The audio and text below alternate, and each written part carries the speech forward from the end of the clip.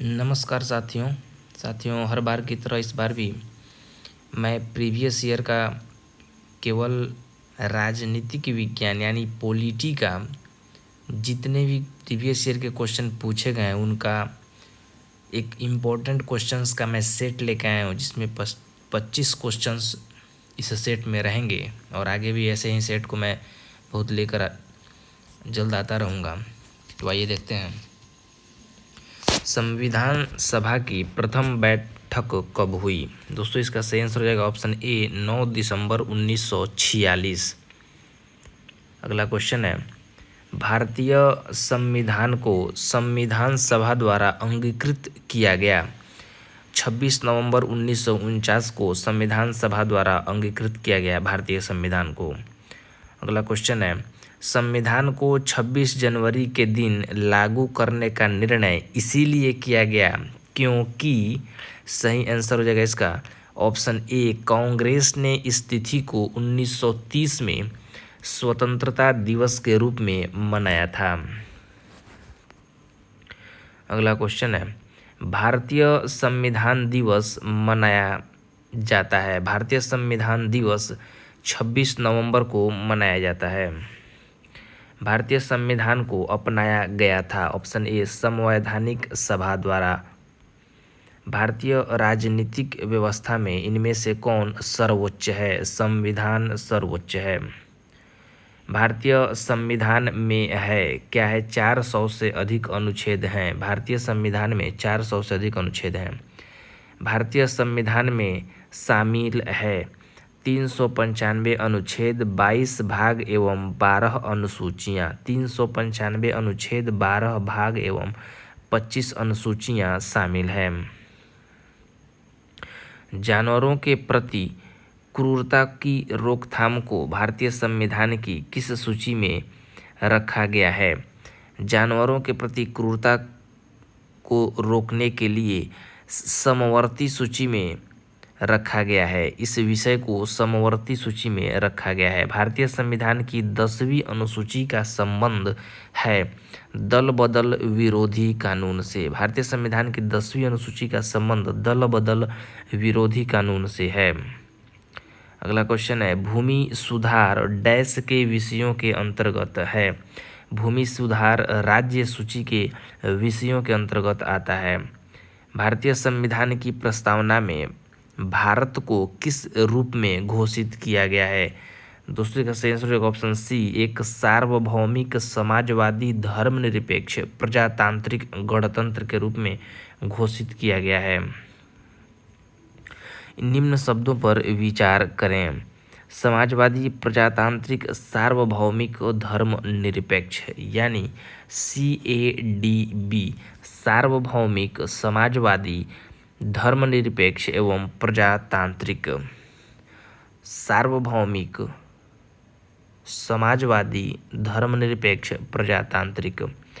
भारतीय संविधान की प्रस्तावना में समाजवादी शब्द किस संशोधन के तहत जोड़ा गया? दोस्तों इसका सही आंसर हो जाएगा 42वां संशोधन के तहत समाजवादी शब्द को जोड़ा गया। भारत में लौकिक सार्वभौमिकता है क्योंकि संविधान की प्रस्तावना आरंभ होती है हम भारत के लोग शब्दों से, क्योंकि भारत की प्रस्तावना आरंभ होती है हम भारत के लोग। भारत में प्रजातंत्र इस तथ्य पर आधारित है कि जनता को सरकारों को चुनने तथा बदलने का अधिकार प्राप्त है। जनता को सरकारों को चुनने तथा बदलने का अधिकार प्राप्त है। निम्नलिखित में से कौन सा कथन सत्य है? ए, संयुक्त राज्य अमेरिका में सरकार की संघीय प्रणाली। संयुक्त राज्य अमेरिका में सरकार की संघीय प्रणाली जो कि सही है। भारतीय संविधान की प्रकृति क्या है? दूसरे का सही आंसर हो जाएगा प्रकृति में संघीय किंतु भावना में एकात्मक। भारतीय संविधान की प्रकृति क्या है? प्रकृति में संघीय किंतु भावना में एकात्मक। एक नया राज्य बनाने में संवैधानिक संशोधन के लिए कैसा बहुमत चाहिए? साधारण बहुमत चाहिए। एक नया राज्य बनाने में संवैधानिक संशोधन के लिए साधारण बहुमत चाहिए। निम्नलिखित में से किस राज्य को केंद्र सरकार द्वारा विशेष श्रेणी दर्जा कभी प्रदान नहीं किया गया? किस राज्य को केंद्र सरकार द्वारा विशेष श्रेणी का दर्जा कभी प्राप्त नहीं किया गया? बिहार। भारतीय नागरिकता नहीं प्राप्त की जा सकती भारतीय बैंकों में धन जमा करके। नागरिकता जो संशोधन कानून कब पारित हुआ? 11 दिसंबर 2019 को नागरिकता कानून पारित हुआ। 11 दिसंबर 2019 को नागरिकता कानून पारित हुआ। भारतीय संविधान में